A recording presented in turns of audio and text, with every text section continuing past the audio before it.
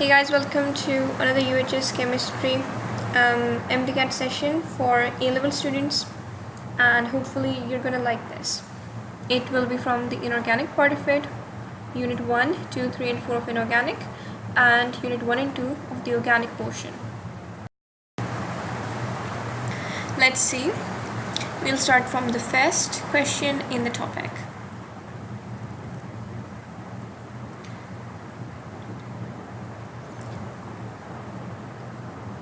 You need to mark the correct statement. All the lanthanides are present in the same group. False. All the halogens are present in the same period. Similarly, false. All the alkaline metals are present in the same group. Correct. All the noble gases are present in the same period. That is false. And then you need to mark the incorrect statement. All the metals are good conductors of electricity. That is true. All the metals are good conductors of heat. Yes. All the metals form positive ions. Again, true. All the group 2 metals form acidic oxides. That is incorrect. All of them form basic oxides. In the case of barium, the peroxide is formed, and that is a property that is specific to it. And in the case of beryllium oxide, there is this outer coating which prevents the complete oxidation. Something worth keeping in mind, and this information is from textbook part 2, and there is this topic on the S block, which is on page number 20, and it's starting from page number 24, the properties of alkali metals. But what you need is the properties of the alkaline earth metals. So barium peroxide, and the formula is BaO2, and barium peroxide is formed when the metal is heated in air at a temperature of 500 to 600. And this is a bit different from the rest of the properties, because a lot of them, they're basically easily oxidized at room temperature. The other anomaly is that of beryllium, which does form normal oxide but is resistant to complete oxidation at normal conditions, but oxidizes quite rapidly at about 800, is not tarnished by atmospheric attack. But the other metals do soon lose their silvery appearance, and this is important. It's been mentioned when magnesium is exposed to air, it quickly becomes coated with a layer of magnesium oxide. So these are under normal conditions. However, this does protect the surface from further corrosion at normal temperatures. You would observe magnesium in the lab, it has this white outer surface.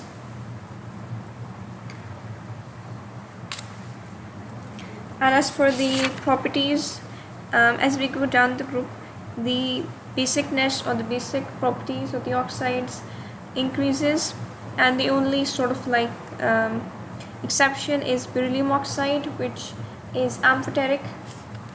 And I think you need to be familiar with the equation for beryllium oxide with another base like NaOH. It forms this really interesting compound, the name of which escapes me at the moment. It was right over here somewhere though, so it's not much of a problem. Is sodium berylate. It's basically Na2 BeO2. So barium peroxide is BaO2, and beryllium sodium berylate is Na2BO2, because the total BO2 portion has a negative 2 charge, and so 2 Na are needed to sort of cancel it out.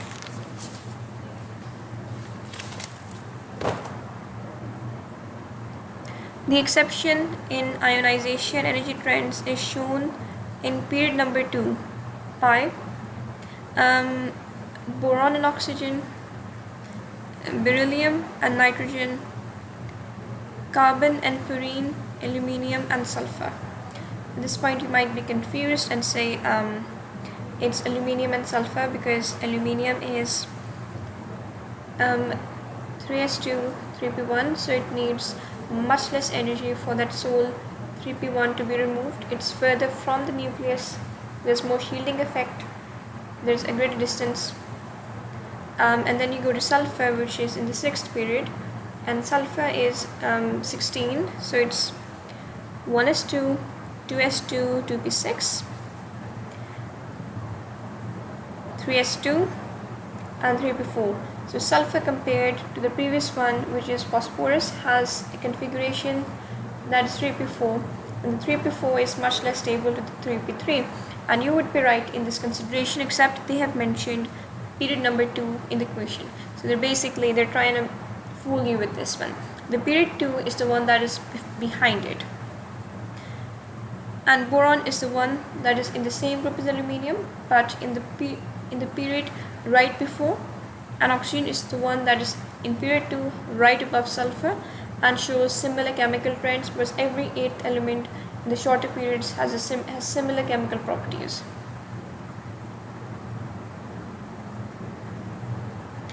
So if we compare nitrogen and oxygen, normally there should be an increase in the ionization energy, but there's actually a fall. Same with beryllium and boron. So you need to mark the correct statement. Again, you need to know the group 2 and the sort of like the sequence of the elements in certain groups, like group 2, period 1, period 2 and period 3. So the ionization energy of calcium is smaller than that of barium. That is incorrect. Barium is further down the group and so should have the smaller ionization energy compared to calcium, which is further up. The ionization energy of calcium is smaller than that of magnesium. That makes sense because we have at the top we have boron. Yes, it's boron, followed by, I think it's magnesium, and then we have calcium. So calcium should have the smaller ionization energy. I keep on saying boron, but it's actually beryllium. So the ionization energy of calcium is greater than that of beryllium. It's definitely less because beryllium is in the 2nd period, calcium is in the 4th period, and so has a greater electronic shielding. The ionization energy of calcium is smaller than that of strontium. That does make sense. Strontium is further down the group. Now if you have the periodic table with you will see it's beryllium, then magnesium, then calcium, then strontium, then barium. So if you look at the first one, the ionization energy of calcium is smaller than that of barium. False. Calcium is higher up. Calcium is smaller than that of magnesium. Completely correct, as I've already said. Calcium is greater than that of beryllium. False. The ionization energy of calcium is smaller than that of strontium. No, it should be higher. Now I will repeat the group 2 so you remember which is where. In group 2, in period 2, we have beryllium. In period 3, we have magnesium. In period 4, we have calcium. In period 5, we have strontium. In period 6, we have barium. And one great thing about group 2 is that magnesium is sort of an anomaly. It has the lowest melting point in this group. So this is a question that often comes up. Now you need to mark the correct statement. Electron affinity is a measure of the energy required to remove electron. True to an extent. Ionization energy is a measure of the energy released. Actually, the previous one is false. Is a measure of the energy released by adding an electron. Similarly, false. Electron affinity is the measure of energy needed to excite an electron, and not quite, is a measure of the energy released by adding an electron. That is true, because electron affinity, at least for the first, electron affinity is always negative, because when you add up an electron to something that already wants an electron, it's in a much better place, in a much stabler configuration, so it releases energy. Now you need to mark the correct statement about group 2 of the periodic table. Metallic character increases down the group, definitely, because atomic radius is increasing. Metallic character increases along a period, actually quite the opposite. Metallic character decreases down the group, similarly false. So the answer is increases down the group. So keeping in view the size of the atoms, which is correct? Magnesium is more than strontium, that is false. Magnesium is on the upper end of the group. Barium is greater than magnesium, certainly plausible. Lu is ruthenium or something, I don't know, but it's not important, because we do know that barium has a bigger atomic radius than magnesium. Comparing chlorine and iodine, it's definitely iodine, because it's further down the group, has more electronic shells, and is definitely the bigger atom. You need to mark the correct statement. Na plus is smaller than Na, definitely. There are actually the exact values are given about Na and about Na plus. I'm not 100%, I don't really remember them. There is quite a lot of difference. There's like one is maybe 196. No, it's 186 picometer for sodium and 102 picometer for Na plus, and these values are given on page number 6. I repeat, 186 for the sodium atom and 102 for the sodium ion. And the reason I am really emphasizing these is because sometimes they actually ask for the exact values. They'll give you a couple of them really close together, and they'll ask you which is the correct one. Not that close, but pretty close. In that you might make a mistake.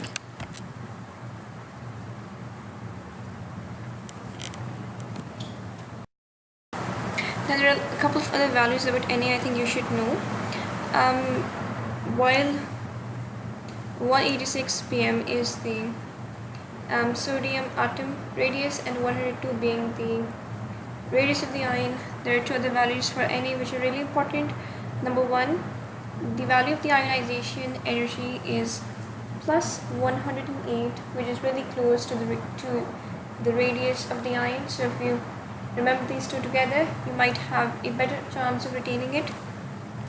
Another important value, and this is given in the chemical energetics topic, is that the ionization energy, the previous one was atomization, the ionization energy is about 496, and this is really close to the bond enthalpy of hydrogen. A way for you to remember. So they were saying this is true. This is definitely wrong. Cl minus is about, I think it's about, actually I don't really remember. Again, the Cl atom should be about 73. The other one is substantially larger in size. Again, it's on the same page as the Na values. The values of the atom is 72 picometer, and that of the fluoride ion is 133 picometer. Some other values for fluorine that are important is the atomization of fluorine, which is 121, and again this is pretty close to the radius of the fluoride ion, which is about 133.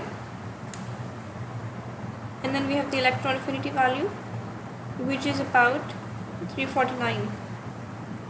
I'll repeat. Actually these are fluorine and this is a fluorine, but they are really asked together, that is why I'm saying together. And the radius of the fluorine is about 72 picometer, of the fluoride ion is 133. The atomization of fluorine is really close to that of the radius of the fluoride ion. That was 133, this is 121. And the electron affinity is about, of chlorine is about 349. So obviously this is false and this is false. So which one of the following does not belong to the alkaline earth metals? The alkaline earth metals is second name of group 2. Beryllium belongs, radium belongs, barium belongs, this does not belong. The oxides of beryllium are acidic, basic, or amphoteric, most certainly amphoteric. The product of the reaction with NaOH is Na2BO2. So which will have the maximum value of the heat of hydration? Will it be sodium? Will it be cesium? Will it be barium? Will it be magnesium? Actually, it's written in the book that as we go down the group, the heat of hydration is actually reduced, which is why the solubility is seen to increase. And this is actually easier for A-level students to understand because we studied all of this. The relationship between heat of hydration, and the heat of solution and stuff like that. So which one will have the maximum value? That will be the one at top. But what is heat of hydration? Is the I guess it's the amount of energy that is needed for you to sort of like hydrate an ion that is gaseous into when it's not gaseous. So it's not an ion, so I don't think you should consider it. The answer should be magnesium. Anyways, this is up for debate. The exception in the ionization energy trends is shown in period number 3 by aluminium and sulfur.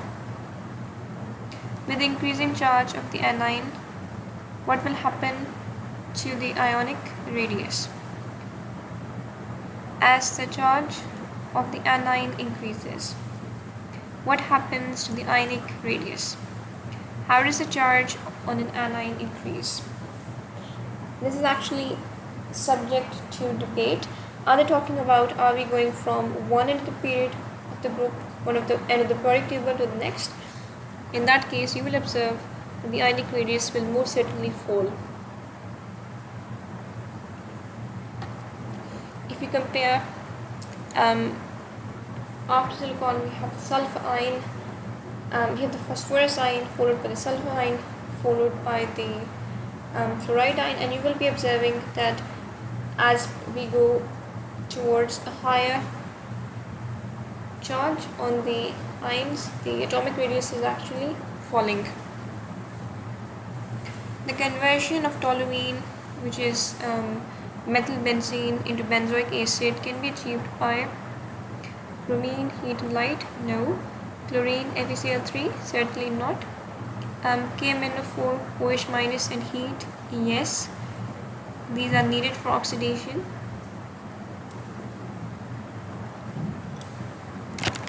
So the following species contain the same number of electrons.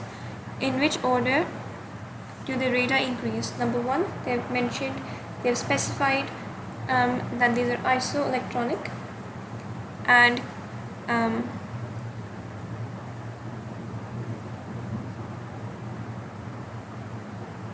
they have asked for the order of increase, and that is important. So they're comparing argon with potassium and calcium. Important thing is you should know the order of the noble gases. At the top we have helium, then we have neon, then we have argon, and after argon I believe we may have krypton. Let me just check. Then we have xenon, and finally we have radon. So argon is in period number 3, but both calcium and potassium happen to be in period number 4. So this is something, a trap you might fall in. Hopefully you won't. So down the group or more like as the period increases, we have an extra shell, and so we observe that the radius sort of like increases. In argon, we have a total of 3 quantum number. It's in a completely isoelectronic format.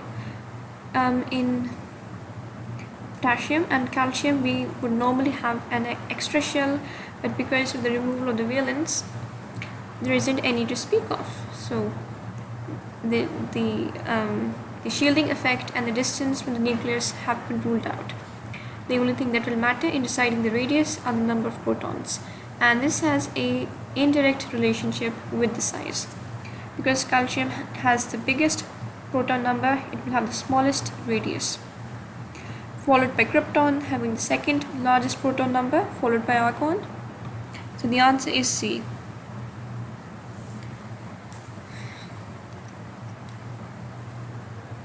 Which substituent group decrease the reactivity of benzene, and how? They increase the electronic density of the benzene ring. That would have an increasing effect. Decreased electronic density, yep, the explanation is apt. Or they decrease the stability of the phonemium ion. Now these are both correct.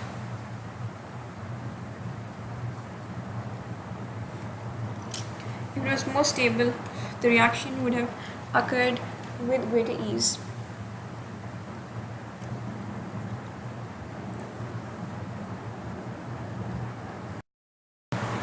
Now we come on to the halogen portion. So which gas is used as an antiseptic in general? And we know chlorine is the answer. Iodine also has some medicinal properties. We use it to make iodex, we use it to make tincture of iodine. But chlorine is the one we generally use as an antiseptic, and also as a disinfectant in water pools via either its molecular compound or some of its compounds like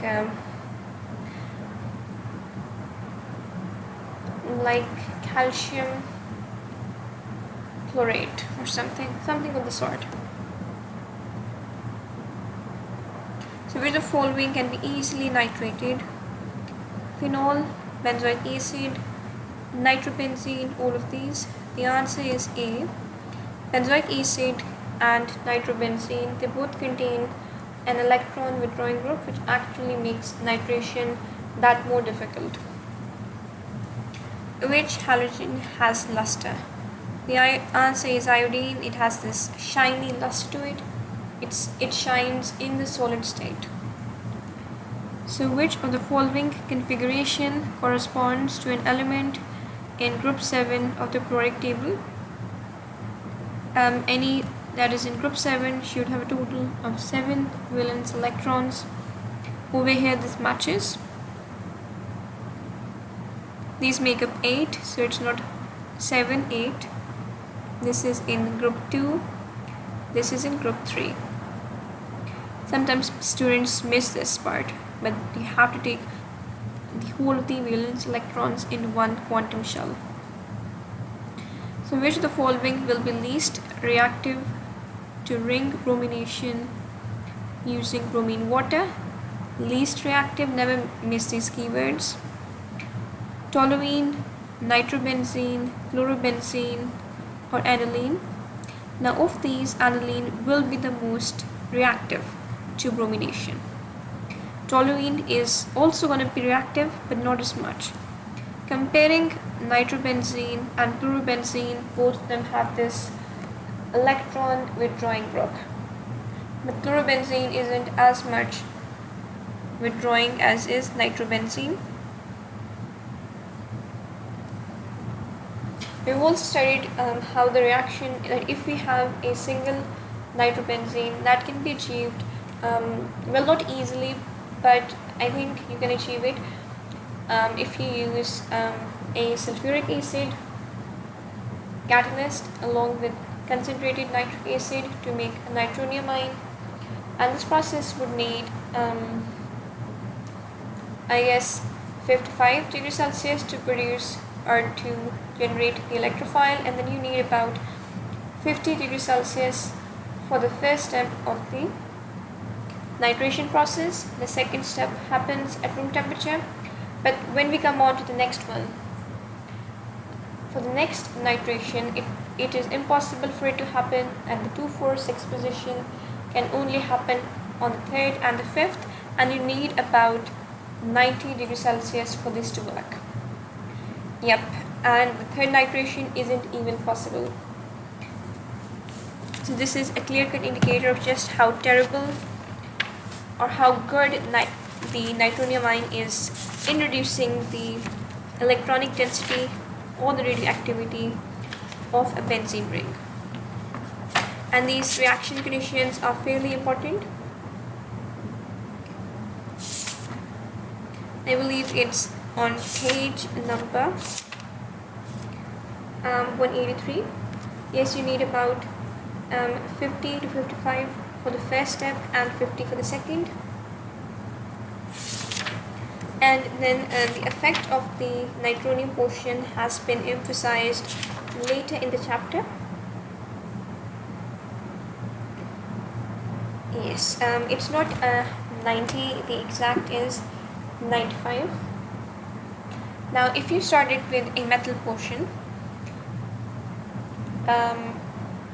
and the product, you can achieve a product that is 2,4,6 trinitro toluene, which is TNT, the stuff you use in making explosives, right? Now if you use a metal and you're gonna have to give different stoichiometric amounts of HNO3 and H2SO4 at 30 or 40. Single substitution is possible, and there are two types of possible isomers, so to speak. One will be an ortho, the second will be para. If you give about, this was about 30 to 40. If you give about 60, you're going to get disubstituents, mainly ortho para. If you use about 100, you're going to get 3 substitutions. So let's read about this. The reason being is that the metal portion that is part of toluene is considered an ortho and para directing group, and these groups, they release electrons to the benzene ring, and thereby they facilitate the availability of electrons to electrophiles at 2 positions, the ortho and the para. The ortho is the 2nd position, the para is the 4th position from the first substituent. And all of this results in the increased chemical reactivity of the benzene ring towards any electrophile, and the ring can offer more than one position to the new incoming groups, and whether it does is dependent on the conditions. So if you use from 30 to 40, and you can get ortho nitrotoluene, in which the methyl group and the NO2 are adjacent, and you can get the para-nitrotoluene, in which the methyl and the nitro part are facing each other. So the ring is a good nucleophile, and increasingly better nucleophile due to the releasing effect of the methyl portion, and due to this increased reactivity, more nitro groups can enter the ring. So if it's 60 to 70, you can get 2 possibilities. You can get 2,4-dinitrotoluene in this case. One is at the ortho and the other is at the para position, or you can get 2,6-dinitrotoluene, in which case both the substituents are at the 2nd position relative to the methyl portion. You call it 6 because if you name 1, 2, the other is automatically 6, but the distance from the substituent is the same. And for the last one, you use 100 and you get 246, trinitrotoluene.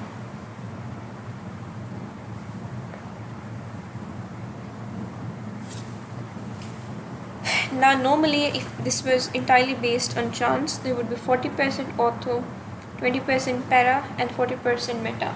But the thing is that such is not the case because some of the positions are definitely more attractive.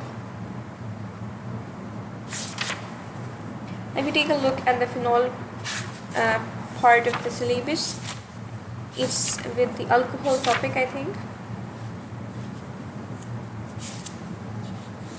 And there's also the nitration of it written, which gives picric acid, which is 2,4,6 trinitrophenol, and the reaction can easily take place at different temperatures. At 25 it's entirely possible, and you don't even need to use dilute. Concentrated works just as well. With concentrated you're going to get substitution at all three positions. That is literally the only difference.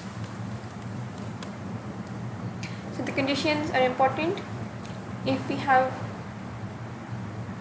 toluene, it is possible to get different compounds depending on the reaction conditions. If you use 30 to 40 degrees Celsius, you can get two types of compounds.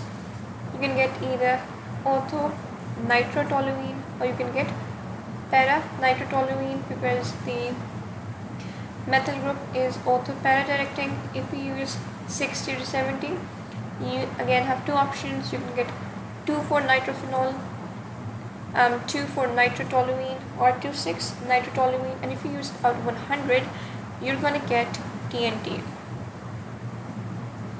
So which nitrogenous fertilizer is most widely used in Pakistan?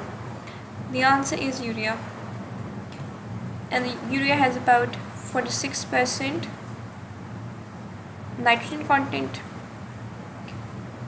Ammonia on the other hand has about 82% content, and ammonium is used as ammonium sulfate, etc.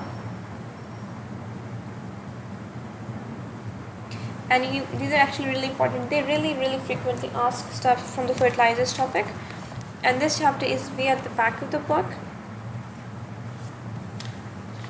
in the industries topic. So you might have difficulty finding it. You might think it's not in the book, but it is in the book, and you just need to remember all the stuff that is written.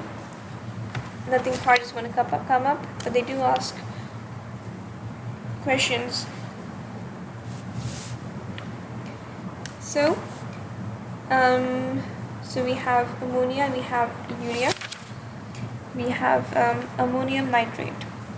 So because they've mentioned ammonium over here, you should know that ammonium nitrate has about 33 to 33.5% nitrogen content. It's really good at its job, except you can't use it in paddy fields for rice because there are certain microorganisms that cause the release of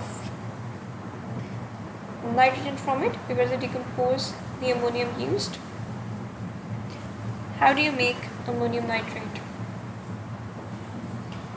It is manufactured via a neutralization reaction between ammonia and between nitric acid, and from the two gases you get the solid ammonium nitrate. And after neutralization you evaporate all of the excess water, and so you get the solid ammonium nitrate lump. But it's really difficult to handle it, especially as a fertilizer in the solid lumpy state. So what you do is you melt it, and then you spray it from the top of this specially built tall tower. And as the droplets fall, there is this upward current of air which sort of dries it. And because of this counter-current movement, the fertilizer which was melted solidifies into tiny hard pellets which we call prills. And the good thing about prills is that they are completely free of any dust. They are really easy to handle and spread on the field. And as I said, it's not workable on paddy rice because the microbial bacteria in the flooded fields cause it to be decomposed into nitrogen gas. And you use ammonium nitrate in combination with limestone. The limestone is usually used for the sake of maintaining the pH, and it is called hygroscopic in nature, or more like it's classified as being hygroscopic. They haven't really given any description on what hygroscopic means, but they may give an option of which of the fertilizer is hygroscopic. So good idea remembering what is hygroscopic and which one they have referred to as being hygroscopic.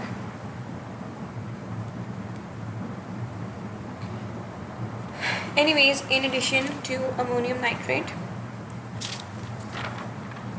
we also have ammonia, which is literally the only fertilizer you use in the liquid state, with the exception of calcium nitrate, sodium nitrate, and potassium nitrate. All the fertilizers make the soil acidic, which can be controlled via liming by the addition of lime at regular intervals. Now they may ask you the names, how many fertilizers do not cause acidity. The answer will be 3. That is calcium, potassium, and sodium nitrate. And ammonia is really important when it comes to direct application on the soil. It is injected 6 inches under the surface of soil to avoid it seeping out, which is a problem which causes eutrophication.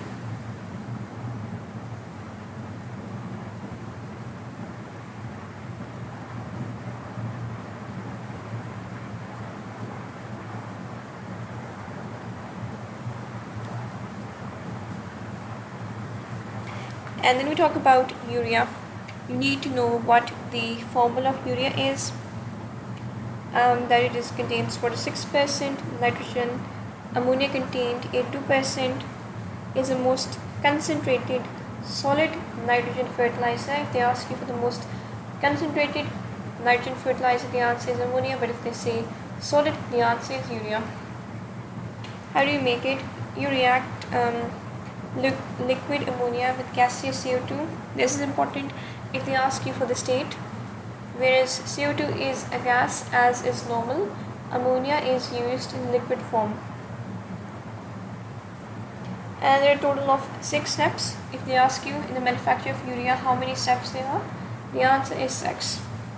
So some of them have not been elaborated. They've started from the combination of 1 molecule of gaseous CO2 with 2 molecules of ammonia to make something called ammonium carbamate, which is sort of like the same as very similar to urea, except it's CONH2, and this part is common, but on the other end we have ONH4,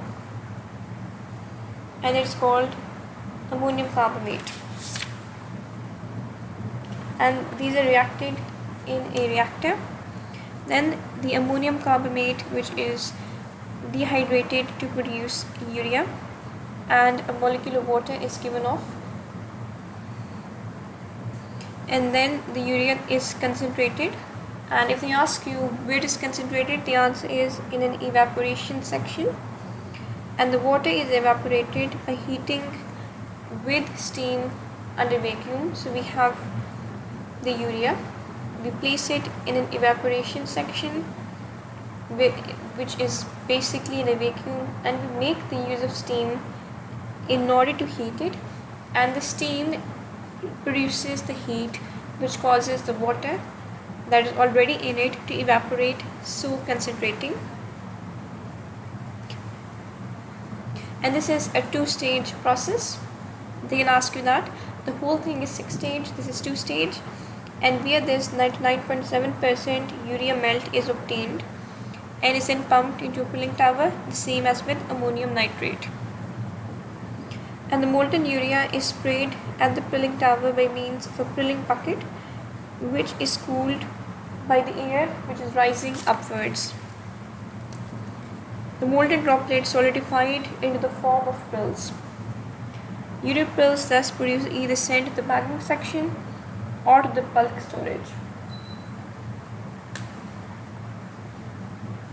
Now let's talk about that these nitrogen fertilizers are important, especially in the early stage of plant growth, for stem and for leaf development. Main constituent of protein, green color to the leaves, and enhances both the yield and the quality of the plant. Especially for phosphatic, which is capital P, it is needed to stimulate early growth, to accelerate the formation of the seed and the formation of the fruit, and also the later stages of growth, makes the plant increasingly resistant to disease. And different fertilizers have different compositions and different solubilities. We have two most important ones. One is superphosphate, which is calcium superphosphate, which is CaH2PO42, and triple phosphate, which is basically diammonium phosphate. So the formulas are important. Now the details about diammonium phosphate has been given, and diammonium phosphate has 2 ammonium, and phosphate we have HPO4. So in total we have 3 constituents, which is in keeping with its name of triple phosphate. Has a fairly high purity. And how is it produced? It's produced by a continuous process that consists of anhydrous ammonia gas, meaning gas that doesn't have any water content, and pure phosphoric acid, again no water content. The temperature of 60 to 70 degrees Celsius is used, and a pH of 5.8 to 6. If you find it difficult to remember that rainwater has a pH of 5.6, so that ought to make it easier to remember. And the temperature is 60 to 70, and this is the same temperature that is used for the second nitration of toluene. So another important point, this is an exothermic reaction. Heat of reaction vaporizes the water from the liquor, and the crystals of diammonium phosphate are taken out because water has already been evaporated, centrifuged, which is a separation process, with high spinning. Then it is washed with water, then it is dried. It contains 16% nitrogen and about 48% P2O5, and about 75% of plant proteins, plant nutrients are provided by diammonium phosphate. It can be used alone or in combination with other fertilizers. Important stuff, this has fairly high purity. The process with which it is made is a continuous one. We use anhydrous ammonia gas and pure phosphoric acid. The temperature is 60 to 70. The pH is 5.8 to 6. The process is exothermic. Heat of reaction vaporizes the water. Crystals are taken out, centrifuged, washed, dried. 16% nitrogen, 48% P2O5, 75% plant nutrients can be successfully supplied.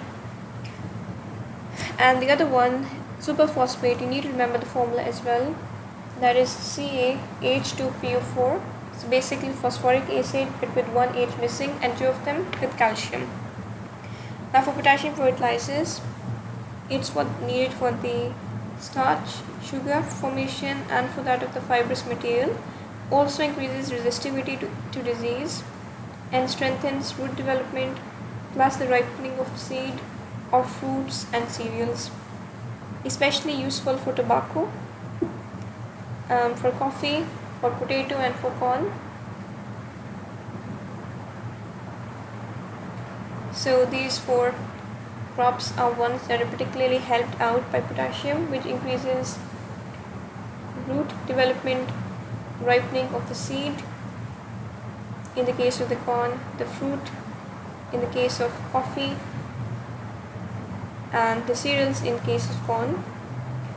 Resistance is increased, formation of starch in potato and sugar, and also fibrous material. The last one is potassium nitrate, made from sodium nitrate and potassium chloride. and the reaction is called a double decomposition. So they ask you which of the following is a double decomposition. The reaction between sodium nitrate and potassium chloride will be the one. You need a concentrated and hot solution of sodium nitrate and solid potassium chloride. Reaction gives sodium chloride crystals, and we basically run hot potassium nitrate through the sodium chloride crystals, which are at the bottom, and a little water is added to prevent further deposition of sodium chloride, because as the solution is cooled, so you get a good. And if they ask you what the color, it's pale yellow, and it contains 13% nitrogen and 44% potash.